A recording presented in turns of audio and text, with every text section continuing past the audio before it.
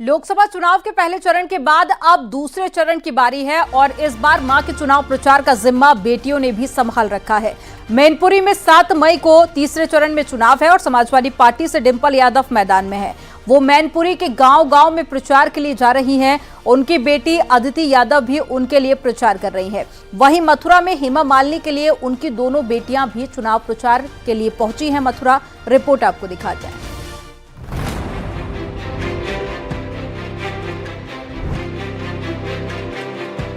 सिर पर पगड़ी, गले में फूलों का हार और हाथ में माइक, ये है मुलायम सिंह यादव परिवार की एक और पीढ़ी। समाजवादी पार्टी प्रमुख अखिलेश यादव और डिंपल यादव की बड़ी बेटी अदिति यादव, जो इन दिनों मैनपुरी के गांव-गांव में घूमकर अपनी मां डिंपल यादव के साथ चुनाव प्रचार में जा रही है और पसीना बहा रही है। गाँव के लोग अदिति को मुकुट, पगड़ी और फूलों की माला पहनाते हुए दिखाई देते हैं। मैनपुरी सीट समाजवादी पार्टी का गढ़ रही है। इस बार भी पार्टी ने डिंपल यादव को मैनपुरी के रण में उतारा है। 7 मई को तीसरे चरण का चुनाव है और मैनपुरी में भी इसी दिन चुनाव होना है। ऐसे में अखिलेश और डिंपल यादव की बेटी भी अपनी मां के लिए मैनपुरी की जनता से वोट की अपील कर रही है। आप सभी यहाँ मैं आई हूँ आप सभी का आशीर्वाद मांगने, और आपने मुझे मेरा इतने प्रेम और इतने अपनेपन से स्वागत किया, उसके बहुत बहुत धन्यवाद।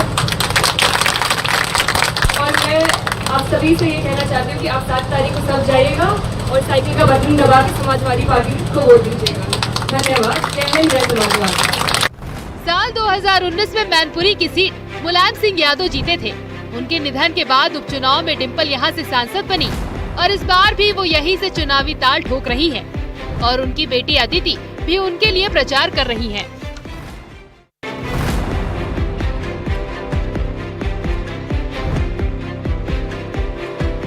मथुरा सीट भी काफी चर्चा में है। यहाँ से बीजेपी ने मौजूदा सांसद हेमा मालिनी को टिकट दिया है।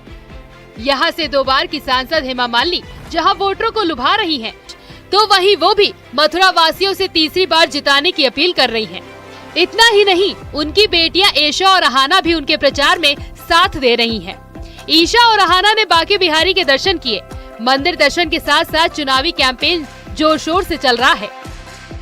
बहुत ही ऑर्गेनाइज्ड और इतने सारे सपोर्टर्स है। जो मथुरा के जो वासियां हैं यहाँ पर, वही चाहते हैं कि मेरी माँ यहीं पर रहे, यहाँ से ही चुनाव लड़े और जीते। इस बार भी उन्होंने 10 साल दिया है, अभी उनको और बहुत कुछ करना है और इनके सपोर्ट के साथ साथ मम्मी कर पाते हैं। Everybody, especially the youth, for the development of our country and of Mathura, to please come and vote, and that's a request from all of us because we want to see the changes that are already taking place. We want to see a lot more happening.